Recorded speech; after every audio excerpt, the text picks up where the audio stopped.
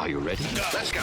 From AMI Central. Now circling in the neutral zone. Here's the pitch on the way. 36 yards for the win. This. Here comes a big chance. The shot. Is this the dagger? The neutral zone. Home run. Good. This is as good as it gets. Now, here's your host, two-time Paralympian, Brock Richardson. So last week I was whining about my tetanus shot, and this week I have a weird question off the top of the program. You are indeed tuned into the neutral zone. Don't need to flip your dial. I just got started in a very weird way, and I am indeed your host, Brock Richardson, and I am alongside Cam Jenkins. Cameron, how are you? I'm doing okay, Brock. Looking forward to a bit of sports talk today. It's always nice talking sports talk with the men and women of the neutral zone. I couldn't agree with you more. And also joining us is Josh Watson. Josh, how are you? I'm doing well, Brock.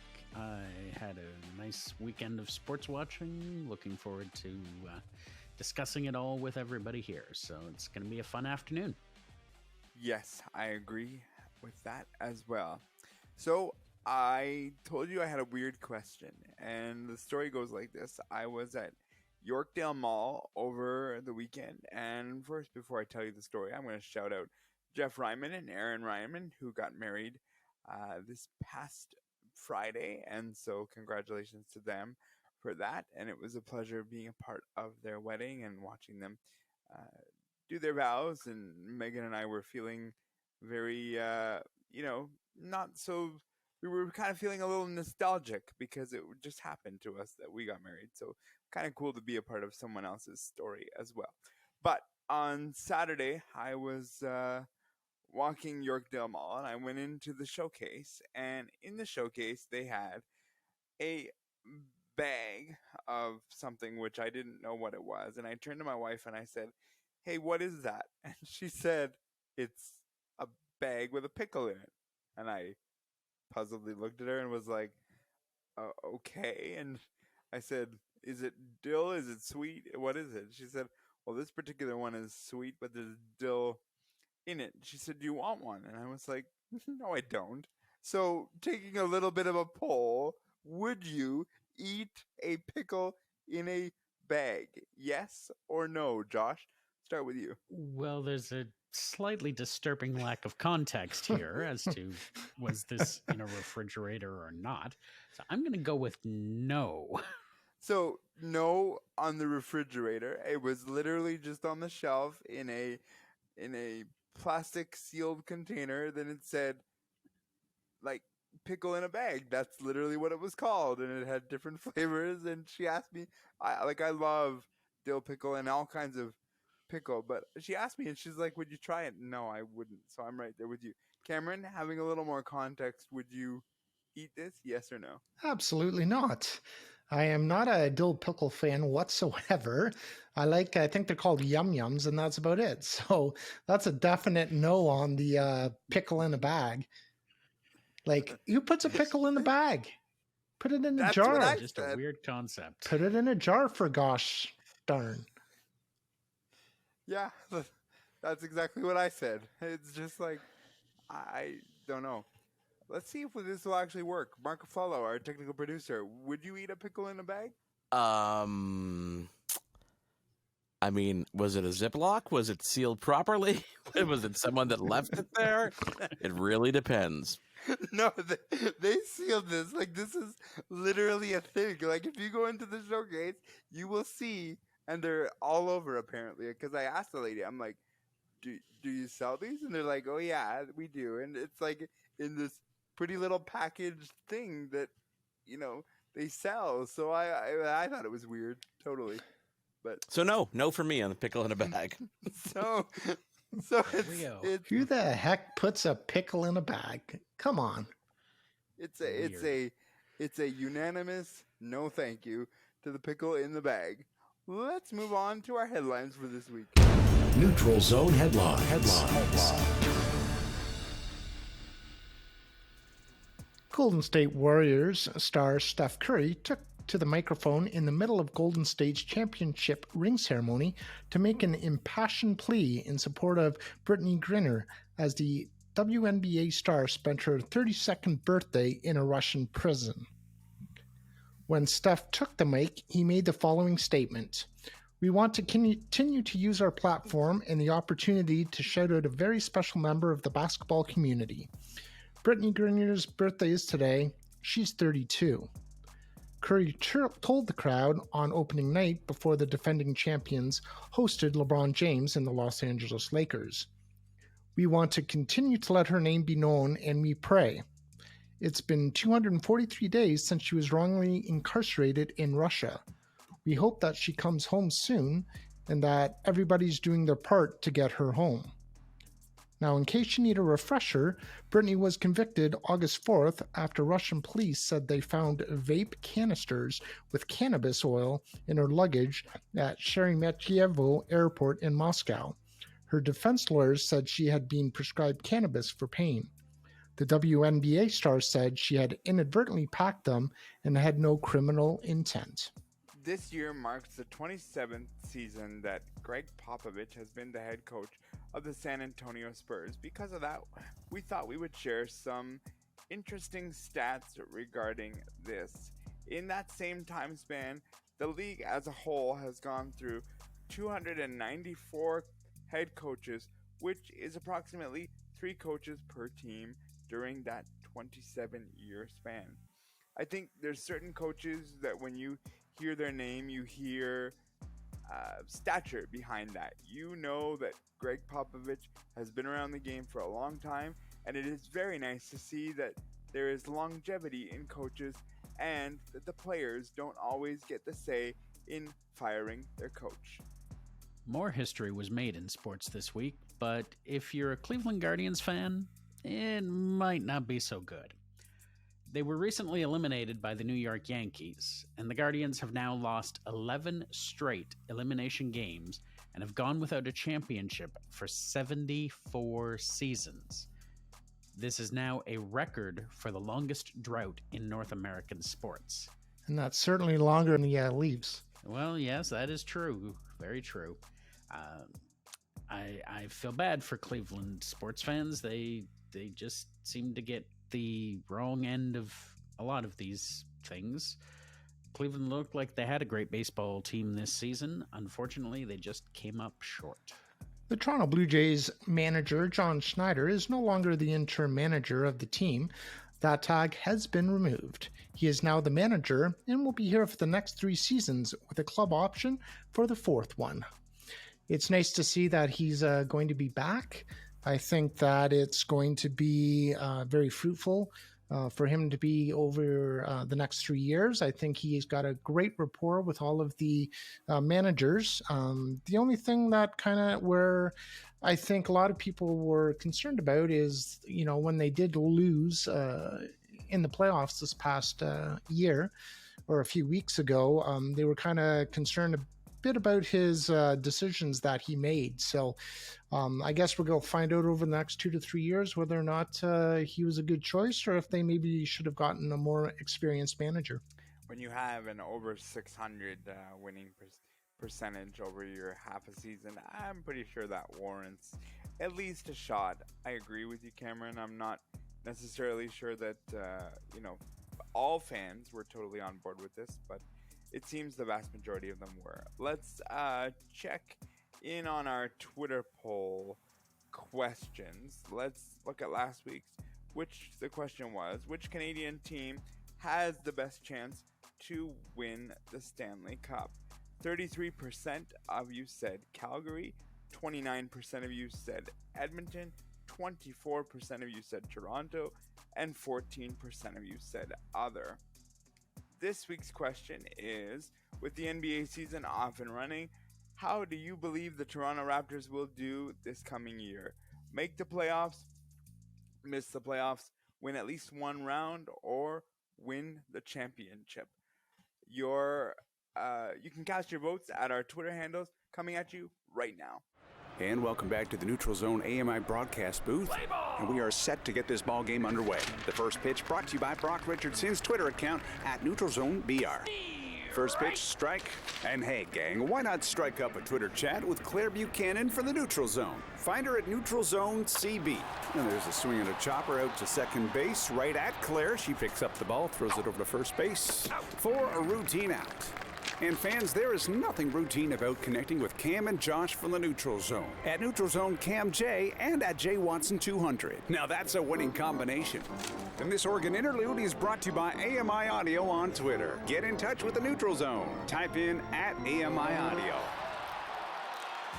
Our guest today is Dean Brokop, the director of the Paralympic Foundation of Canada, and he joins us today to talk about a unique event called the Para-Tough Cup. Dean, thank you so much for joining us today. It's nice to have you back. We had you on the audio program many moons ago, and it's nice to have you on our video podcast. Yeah, my pleasure. Happy to be here, and great to see you. So maybe we can start by, if you can give us a little bit of background on the Paralympic Foundation of Canada and what that is and what's your role as director. Sure. So the Paralympic Foundation of Canada is the philanthropic arm of the Canadian Paralympic Committee. So essentially, we are set up, and our focus is on raising additional funds to support the Paralympic movement in Canada.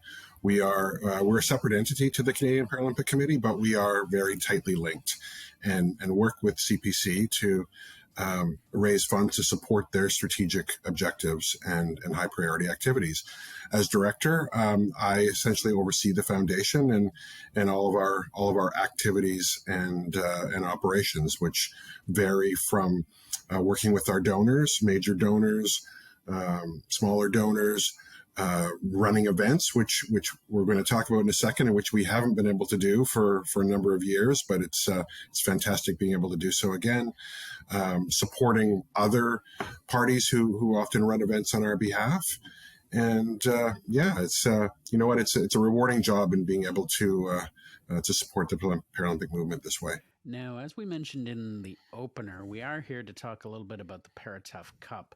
For those that might not be familiar, can you give us a little bit of a background on what exactly it is and what we can look forward to? For sure. So the Para-Tough Cup is a corporate challenge event, and we started it in 2017 really as a way to, we created it as a fundraising event, and it turned into so much more than that, because it's an event in which we invite corporate teams to participate, so teams of 6 individuals, to come out and play parasport.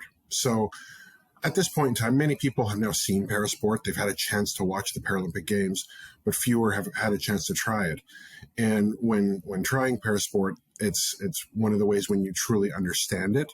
You get to experience how great it is, how much fun it is, but also how hard it is. So we did that. We created this event where teams come out and participate.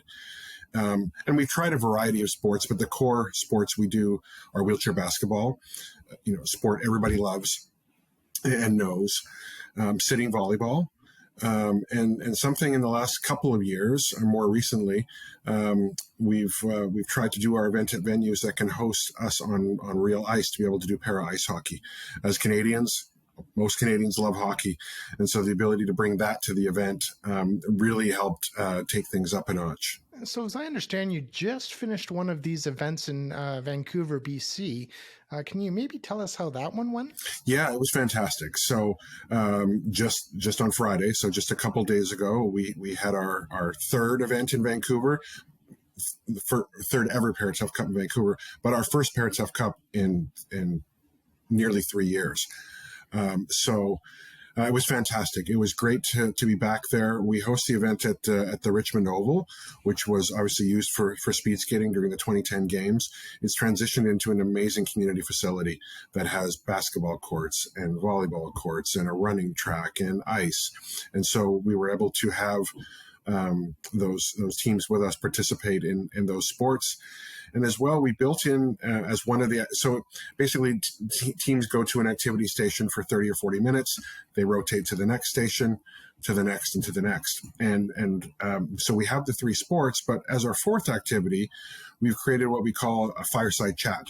And so for one of the stations, they get to catch their breath. They get to sit down and they get to learn a little bit more about Paralympians. And one of the really great features of this event is we've always had Paralympians join us, not to participate in the sports, but to act as the coaches and to act as the referees and the officials, and really flip things around and have them impart their wisdom and experience on people. And so to be able to put a few athletes on the stage for 30, 40 minutes, to have them tell stories of their life, of their sporting career, of the Paralympic Games, is something that it's fantastic. And to have watched them a couple of days ago and to watch people enthralled, no one looking at their phones, everybody enthralled in the stories that they were hearing, I think leaves people with really that much more of a meaningful experience. One thing to send them home with sore arms, which we do because they're playing wheelchair basketball, they're using their arms in a different way. I think para ice hockey was something we heard from many people. That was a true eye opener. Because, the experts, those that we are so fortunate to watch at the games represent Canada, they're good and they make it look really easy. The reality is it is far from easy. And so when you put people in a sled and just balancing is tough enough, let alone, propelling themselves from point A to point B, it really leaves people in a great place of having been able to experience something that they likely haven't before. And sends them home, and certainly talking about it to their friends, to their family, and ultimately, if we're able to do that, then we're exposing more people to parasport and how great it is. We're joined by Dean Brokop, who is the director of the Canadian Paralympic Foundation of Canada, and he's here today talking to us about the Para Tough Cup events. I'm joined by Josh Watson and Cam Jenkins. Of course, I'm your host, Brock Richardson. Now, you mentioned that the Para Cup was just held in Vancouver. I'm wondering, is it the same no matter what city it's in? And if not, what slight differences would people expect depending on where it is? Yeah, that's a great question. And in a perfect world, we'd love it to be the same. I won't lie. We think we have a really great model here with the sports of wheelchair basketball, sitting volleyball, and para ice hockey. But finding those perfect facilities across the country are not necessarily always so easy. So our next event is in Montreal, November 3rd, so about a week and a half from now. And that perfect facility has been a bit more elusive for us there. So we're hosting at Tomlinson Fieldhouse at McGill University, a great field house, but we don't have access to real ice. So what we'll be doing there is, you pivot, you modify, and so we've got access to sleds on wheels. So we'll still expose people to para ice hockey, strike out the ice part, and but give them the experience of being in a sled and what it's like. So, but otherwise. Josh, we've 10-2 in Toronto. We're fortunate to host the event at Mattamy Athletic Center, which is the former Maple Leaf Gardens. So we have access to ice. I see a Maple Leaf sweater there over your shoulder, Cam. And in Calgary, we're looking at a facility there. That's a fantastic facility with both ice and courts. So really excited to get back to it. It's been a long couple of years. Prior to this past Friday, the last Para Tough Cup was in Toronto in March of 2020, March 5th. So literally 1 week before most things shut down for most people. And, the world was a very different place then. And none of us realized what was going to be upon us. I recall that, we took the best precautions we could at that time. We got some extra hand sanitizer and some nitrile gloves and went about our business. But little did we know that a week later we'd be going home with our computers in tow and not returning to the office for quite some time. Now, what is the favorite part about running these events for you? I know that very clearly because I experienced it on Friday. It's being back out there. There is nothing that can replace being present with people and seeing the faces and hearing the hooting and the hollering and the squeals of delight, when they're playing sitting volleyball and hit a decent shot. it's great to be out and engage with people. And technology has been wonderful for all of us over the last couple of years and allowing us to connect like we are today. But there is still something that can't be reproduced in being in person with people. And so that's the biggest and most important part of it for me. And it was great for myself, for my team, and for everybody involved to be reminded of that, because it's been a long 2.5 years.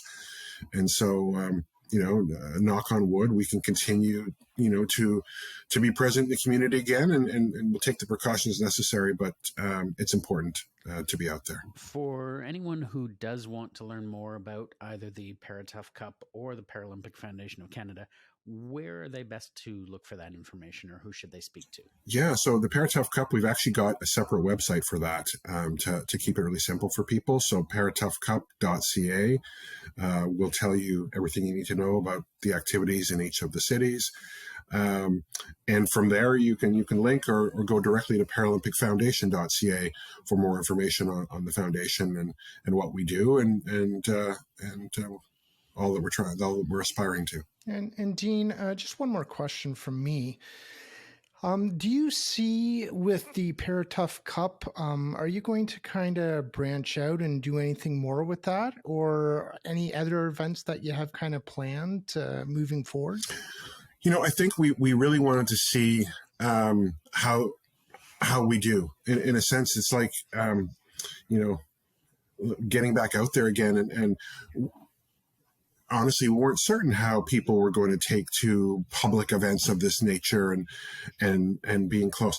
I will tell you, though, that I think there's a lot of excitement for it. The Montreal event in 10 days is sold out and has been for a couple of weeks. There is a lot of organizations work differently now, and people aren't together in an office every day. And so events like ours provide an opportunity to team build, to be with your employees, your staff, your teammates in a different setting. And so, although I think we need to see more than the one event we did in Vancouver, what I did see there and in the lead into in Montreal, there's a lot of excitement for that. So I think there may be an appetite to build on this, and it would be great to do so. When we last did the event in 2020, we were firing on all cylinders with events in 4 cities. We had just crossed the $1 million mark in funds raised from the event since its inception in 2017. So we'd love to just get back on that horse and add to the total. For me, I'm curious to know sort of what you deem as a success. Now, let me frame this a little bit better, because it's easy to say that, we ran this event in Vancouver, went well, everyone's excited because we haven't been around people in a long time. But aside from that, how do you yourself walk away and go, this was a successful event? And can you sort of speak to that a little bit? For sure. The success, is gauged in 2 ways by myself. One is we are doing this to raise funds to support Parasport in Canada. So part of the success is evaluated in that manner. And so Vancouver raised $70,000.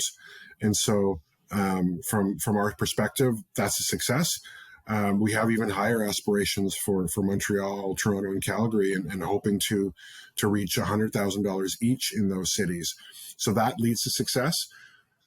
However, and the money is great and the money is important, but the experience provided to those participating, to me, is as important.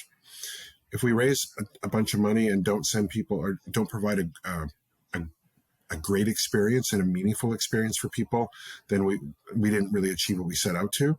I'm really confident and I'm thrilled that from what I saw in Vancouver, we did that, and the feedback we've heard, we did provide that. So that's important. We want to make sure that those attending have a great experience, and that they do go home knowing more about Parasport. Hopefully they know a little bit more about a few Paralympians that they heard from and had a chance to meet. And what will that lead to in the future? Lead to them engaging in the Paralympic Games when they see them on TV or they stream them. Parasport's fantastic. to watch and follow, regardless of what sport it is. So, building more fans and ultimately building more support for parasport in Canada. That's the ultimate goal. Here to everything you just said. To shine the light on parasports, and that's what we aim to do here at the Neutral Zone. And being a former Paralympian myself, and just having athletes as my co-host is something that we've always strived to do. So we love having the Paralympic Foundation of Canada on just to tell us what's going on, and we had you on the first time. Absolutely. When this whole thing was going on, and I thought, you know what, with the video podcast, let's kick this out again and see what we can do. Dean, thank you so much for joining us today. We greatly appreciate it, and best of luck with future events. Thanks so much for having me. Really appreciate the support. That's what we're here for, and we appreciate you just as much. That was Dean Brokop, Director of the Paralympic Foundation of Canada. If you want to get a hold of us by voicemail regarding this interview or anything else you've heard on the program, here's how you can do it. If you want to leave a message for the Neutral Zone, call now 1-866-509-4545.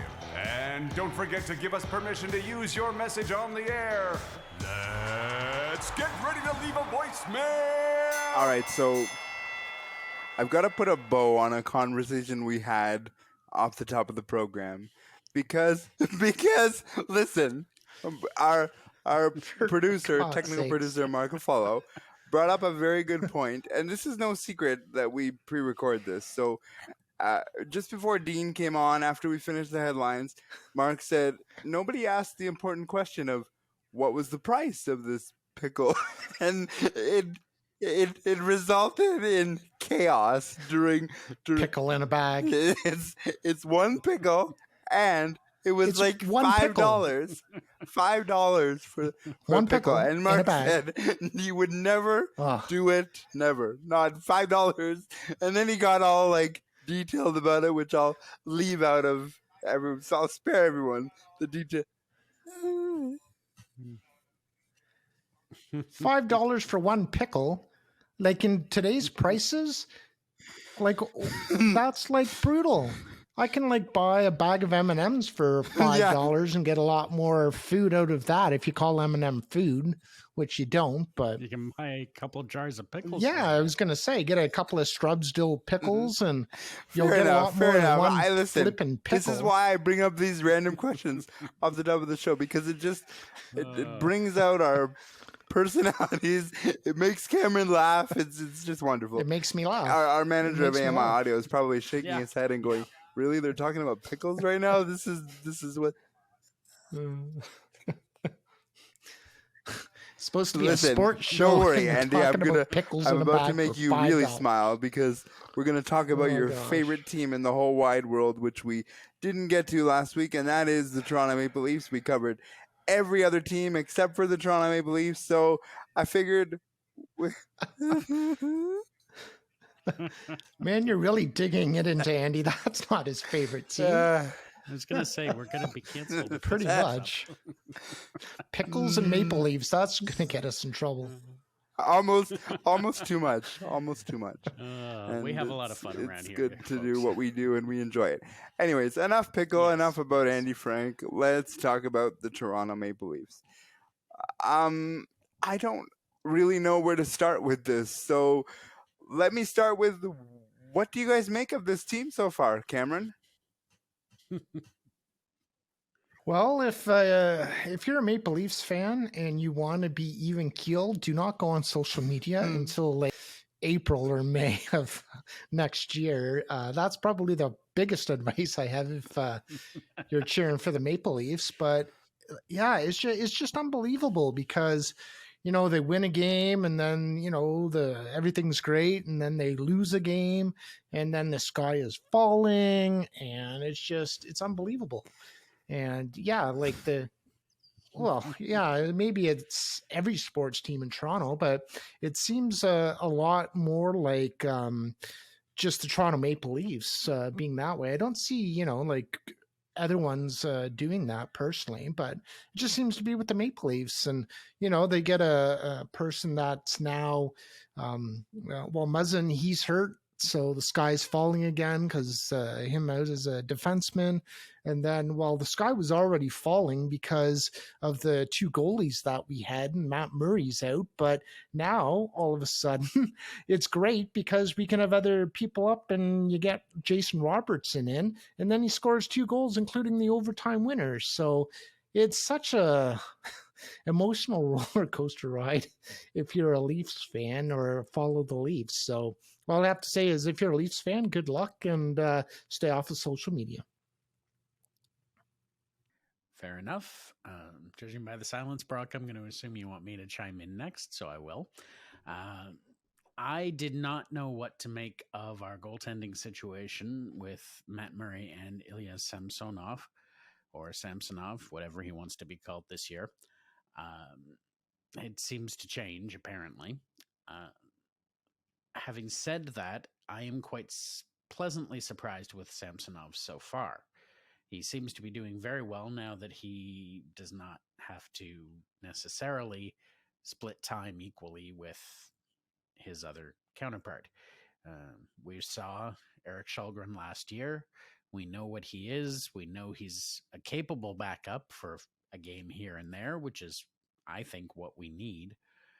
But it will be very interesting to see how long Samsonov can carry the ball, so to speak.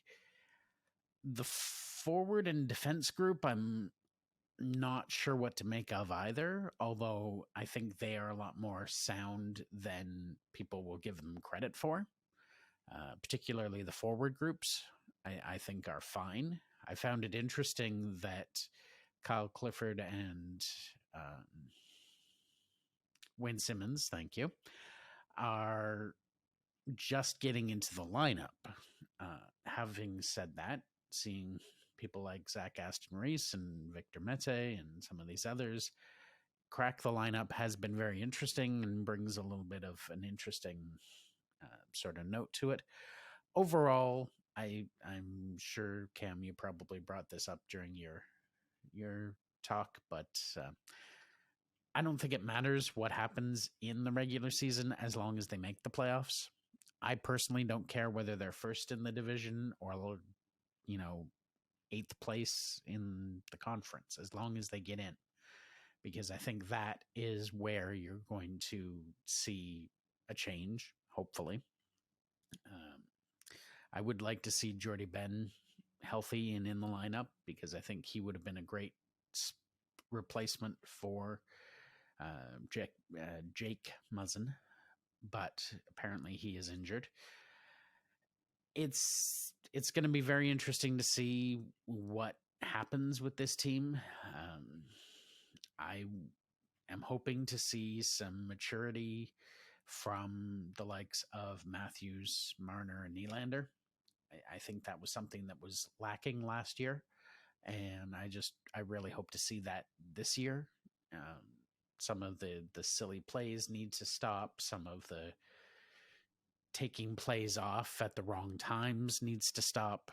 I understand you're not going to give 100% every single game. There's so many of them that you can't. Got to pick your spots. Exactly. But some of the spots that were picked last year were the wrong spots. Wrong spots. Yeah, no, totally. I agree. To be honest. Yeah. So it will be very interesting to see what happens. Yeah, I think the first line, Matthews and Marner, and Bunting, right now, they seem to still be wanting to try to find the groove that they had last year. And so far, unfortunately, they haven't found it.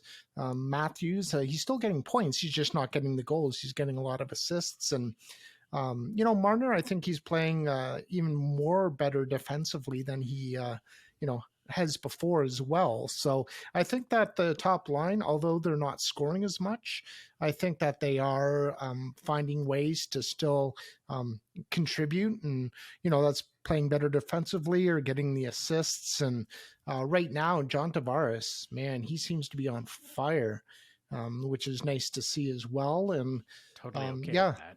Yeah, no, and like you were saying, with Simmons kind of getting slotted in, that was just because of the Winnipeg game, and they needed some toughness, and that's why they ended up putting him in, because they weren't sure because of what happened last year. So You know, it's the fourth line is still a problem for the Maple Leafs. I think the third line is very good. Second line seems to be humming, especially with Robertson. I don't want him to go back down to the AHL. In goal, Samsonov. But here's where, this is why Toronto Maple Leaf fans have mental health problems. It was because they're judging Samsonov after 3 games. They're saying, oh, he's 3-0 and a .927 save percentage and la-di-da-di-da. But it's only 3 flipping games. Come on. Like, exactly. Who cares? Like, let's see after a couple of months or whatever. Don't start judging him. Yes, it's great that we've won 3 games. It's nice that he has a .927 save percentage, but just even keel, Leaf fans, even keel. I gotta say, like, when the season started and we had both Murray and Samsonov healthy-ish, ish. There was no goalie I could point to and go, there's my starter. Both of them, I'm like, I don't know, it depends who steps forward. And to me, a hockey team requires a goalie so that everyone can point to it and say, there is my starter. That I could never point to with the Toronto Maple Leafs. Now, obviously, the decision's been made with Murray missing, 5 weeks at the minimum. But I could never point to this team and go, yeah, there's my guy right there. And that, to me, is the problem. And then I laugh at the Maple Leafs and I say, because when you why heard is it a problem, Brock? He's 3-0 with a .927 save percentage, buddy. Because I don't, I'm not. He could turn into a pumpkin. I'm not that exact, I'm not willing to ride this, roller coaster that every Leaf fan does. Because guess what? 3 games, as you guys point out, great, wonderful, but it's not the end of the season. And we'll see. And that's the problem. And then I laugh at Toronto. And when Matt Murray went down, Ottawa basically said in the media, gently, yeah, we knew because he spent half the time in Ottawa injured. So, newsflash, if you knew that as the Senators, why did the Maple Leafs think they could be the bringer of change in a guy's injury history? You get injured once, you're more susceptible to that, Josh. That's easy. The reason that they thought Matt Murray could be saved is because he was in Sault Ste. Marie with Kyle Dubas. Kyle thinks he can rescue everybody that played for him up there. Oh my! And at the end of the day, like with Dubas, he's the man in charge, so he wants to be able to hire somebody that he has familiarity with and who he feels is going to be able to help him. Yeah. And I'm so glad that we didn't end up, getting Campbell again at 5 years and $5 million. Look at what he's doing in Edmonton right now. He had 1 good month last year, Campbell, month and a half, and then he wasn't good for the rest of it. So I totally understand why Dubas did what he did as far as the 2 goalies, why he chose them. And Samsonov, it seems like he may, it's only 3 games, settle down, Leaf fans, but he may be the answer in goal because all you need is average goaltending, and the offense is going to take care of the rest for the Leafs. Cameron's drinking the same Kool-Aid as the Leaf fans are. A little bit there. That's what I'm going to no. Yeah. My only concern has been the Arizona game. We've seen Montreal beat Arizona. We've seen Montreal beat Arizona. There was, Ottawa was the other one. Yeah. Sorry, did I repeat Montreal twice? I probably did. I've had a head cold this week. At any rate, we've seen Montreal beat them. We've seen Ottawa beat them. Toronto did not. And they did not look good losing to them. So that is where I have concerns. If we play down to the level of our competition, that's a major issue. And is that a personnel issue? Is that a coaching issue? I don't know. But games against the Arizona Coyotes like that cannot happen again. I don't care if it's the first 5 games of the season or the last 5. Yep. Well, it's 1 game. I saw it's 1 game that can start a trend. Yeah. or over an 82 game schedule, everybody has bad games. Even like the best of teams end up getting, spanked by a team that may be not as good. And that happens every season. So, you don't want to see it to be a trend, but that's what I'm talking about. The mental health of the Maple Leaf fans is that they go against Arizona, they lose, and then the sky is falling and everyone sucks on the Maple Leafs when, the truth is somewhere in between, that they're great and they suck, and maybe they're just pretty good, and maybe that's the middle ground. Yeah, I spoke to PA announcer Mike Ross on the weekend, and I saw him in person, and I said, "Hey, Mike, I'm sorry you were subjected to that Arizona game." And he said, "Why did you remind me my scar was just getting healed over again?" So that coming from the PA announcer of the Toronto Maple Leafs, who also does the morning reading show on AMI Audio. So check Mike and Corinne Van Dusen, 8 a.m. every morning. There's a little plug for you. But yeah, I don't know what to make of this team. I have no idea. Play your 82 games. Tell me where you are at that point, and then we'll see what happens. That to me is where we are with the Toronto Maple Leafs. And I got to be honest, and I said this to the audience last week, and I'll say it again. We're not going to be talking a lot as producer of this program. We are going to give the Leafs some due, but we're not going to be talking a lot about them because it is just going to be a soap opera / roller coaster ride. I think there are some other intriguing stories in Canada which will keep you apprised of what's happened in Toronto, but that's not going to be our main focus this season, because I think if you pin every Leaf fan down and you say, tell me what you want, and they're going to say, after 82 games, that's what I want. And I think a lot of Toronto Maple Leafs fans share your sentiment, Josh, of we don't care, just finish in the playoffs and see what you do there. And I'm prepared for the first round disappointment if we get to that as well. So it'd be interesting to see how the season goes, but hold on and buckle up and tune in to the Neutral Zone for, all kinds of Canadian content for the NHL, because that's what we're here to do. I don't know. My next point on the script is how much pressure should the GM and president feel this year? Either of you want to comment on that, Josh? I think there is, or should be, definite pressure on both Brendan Shanahan and Kyle Dubas especially, because they are the architects of this team. They are the ones who signed the core of Matthews, Marner, Tavares, Nylander, Morgan Rielly to those contracts. And as a result of those contracts, we have to piece together the rest of this lineup. And I'm not saying the rest of this lineup is weak. I'm not saying that they're not going to manage. We've seen it before where we've gotten into the playoffs with bits and pieces and cast-offs and reclamations and all these things. But this is now a number of years of the quote-unquote Shanna plan. And what do we have to show for it? That is my question. It's words on a paper, in my opinion. Exactly. So it's time for this core to actually show what it can do, in my opinion. And it's time for us to not just be happy making the playoffs. It's time for us to win multiple rounds of the playoffs. I'm not satisfied with just winning the first round. I never have been. Your goal every year should be to win the Stanley Cup. And if it's not, something's wrong. I'll put it very bluntly, and I'll say the following. Put up or shut up this year. And I know that sounds very, that's kind of abrasive, but that's where I am at with this organization. You have the talent, allegedly. Show it to me.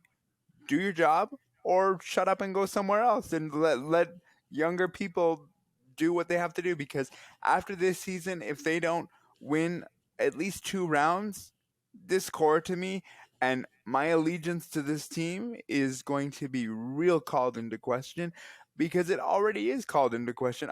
When I say things like, yeah, we're going to keep you abreast of the Maple Leafs, but that's not where the focus is going to be all season. It's because I and we can't keep beating a dead horse and saying they went on a 10-game winning streak. Oh, they're looking good, and then they lose in the first round. Like that's where I am at with this totally, Cameron. And I want to wrap on the Leafs and move on to the NFL, but I want to give you the last thoughts here, Cameron. Well, the pressure is on for Dubas and for the Shanna plan. But saying that, I think Dubas is a really good GM. And I think that Maple Leaf Sports and Entertainment, if they were to let him go, I think they would really regret it. You also have to remember that over this period of time, this is when COVID's happened. So before COVID happened, that's when Dubas signed these contracts for Marner, for Matthews. And that's when he thought that he was going to end up having more money to spend. And now because of COVID, it's been flat for the past 3 years. And maybe next year it might go up as far as the salary cap, more than $1 million. So I think Dubas has done fine, and especially during COVID when it's either been a flat cap or only gone up $1 million. I think Dubas has done very well trying to find people on the outside edges or the fringes in order to be able to make the team as good as as he can make it. I would give him maybe another 3-year extension, personally, Dubas, when the cap goes up. And let's see what he does with that money when he has more money to spend. Because I just think it would be really bad if Maple Leaf Sports and Entertainment let Dubas go. I just think they would end up regretting that. All right. Let's move on to the NFL. And we've talked a lot about Tua Tagovailoa and his concussions to this season thus far. He was welcomed back against the Pittsburgh Steelers. Josh, I have a two-part question for you specifically.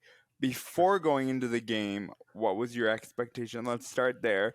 And then when you watched the game, what did you think? Well, going into the game, I wasn't convinced that he should be playing yet. I'll be quite honest. And it has nothing to do with where I want the team to finish or anything other than the fact that this is a young man. Eventually, he's probably going to end up married. He's probably going to end up having kids. And I want him to be able to have a life after football. With the 2 concussions that he took so close together, I worry about that quality of life after football. I really do. So going into the game, hearing that he had not only passed through concussion protocol as far as the NFL was concerned, but that he had also been cleared by multiple neurologists in multiple cities, tells me that, okay, he does value his health and he did take more than enough precautions. So if you're going to come back, then I have the same expectations I would have for you if you were starting any other game. I expect you to manage the offense. I expect you to win the game. And I expect you not to put the team in jeopardy.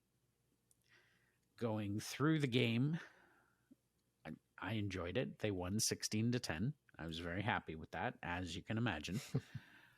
But I will tell you quite honestly, every time that man took a hit, I cringed. Because they interviewed him before the game and they talked to him about, are you going to make any changes? And he said, oh, yes, I'm going to try to get the ball out faster. I'm going to try to make better decisions. I'm going to try to avoid those collisions that caused me to be concussed. He hasn't learned yet how to slide. Now, in your opinion, Josh, did he do any responsible plays? Like, did he try to run and then they had to tackle him? Yes, multiple times. Yep. He looked around and he said, "There's nobody open. but I can run. And he ran, and instead of sliding, he went head first, shoulder first into the defender. And I'm just watching him going, are you kidding me right now? You're not supposed to do that. That's how you got hurt in the first place. But he hasn't learned. And I'm really scared that his career is going to be significantly shortened because he hasn't learned how to do this. I mean, I remember watching a guy like Robert Griffin III, who was in Washington and in Baltimore. Same sort of thing. I'm a running quarterback. Well, that's great. You make a real nice, easy target, because those guys that are hitting you are probably 100 pounds heavier than you, and they leave a mark. So until he learns how to protect himself, the only option is going to be for him to get rid of the ball. And last night, he didn't demonstrate that he can do that. He still tried to make something out of nothing. And that's going to take a long time to work out of him if he survives that long. Cameron, quick comments, and then I'll wrap with my comments. Yeah, I just think that, he's got to think of himself first and foremost. But when you're looking at a new contract, that's probably going to be $100 million plus. Money kind of takes over at the end of the day. So Tua's going to think about that. And, he's played a certain way for so many years.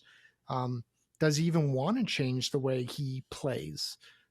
Would be my question, even though he's gotten concussed a couple of times, because he might blow it off as, oh, well, I've been playing football for so many years, and this is the first time, or, that's happened. It's just an anomaly, and I'm going to keep playing the way that, I play. So, yeah, it must be really hard to change.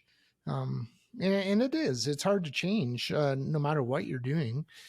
It's hard to change. And why would he, when it's gotten him to here in a possible contract that's going to be $100 million plus?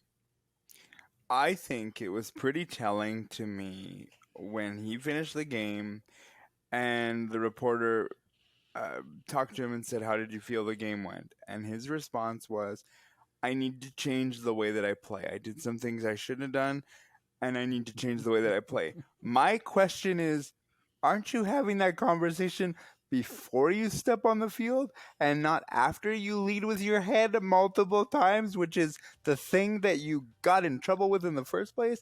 As Josh pointed out, that is what is like, what are you talking about? To tell the reporter after a game you won, yeah, I need to change up the way that I do things. Isn't that part of the reason you were cleared as out of the concussion protocol? Because you sold them in all your testing and you said, well, I can do this and I'll be okay and this will be fine. But then you go and you run like a bull in a china shop at times and you don't know how to slide. You slide feet first, not head first. Even if you're sliding down a set of stairs, no one teaches you to slide head first down a set of stairs because it's more fun going down head first than stairs. I know it is. Have you seen the YouTube videos of kids doing that? Oh, yes, man. And I just made a word up. I said stupider. I noticed on that. our podcast, but it totally is, and it just whatever. I just think as a young quarterback, he needs to make better decisions. And what I saw, I didn't see it. The better decisions that he needs to make. With that is the end of our show for this week. I would like to thank Josh Watson, Cam Jenkins. I'd also like to thank our technical producer, Mark Follow. Our manager of AMI Audio is Andy Frank. Tune in next week because you just never know what happens when you enter the neutral zone. Have a great week and we'll talk to you next week. Be safe, be well.